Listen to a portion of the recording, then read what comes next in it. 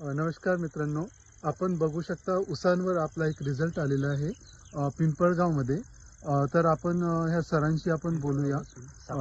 साकोरेमध्ये, पिंपळगाव जवळून साकोरेमध्ये.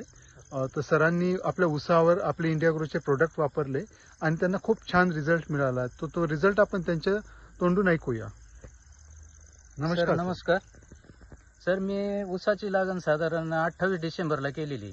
28 डिसेंबर 2024 अशी केलेली. त्याच्यानंतर सरांनी जे पावडर फॉर्ममध्ये खतं वगैरे दिले होते त्याचं आम्ही यूज केलेलं आहे. सर्व भूवस्त्र आहे, ओलिप आहे, MI स्प्रे आहे, असे 4-5 प्रकारचे स्प्रे दिलेले होते. ते सर्व आम्ही मारलेले.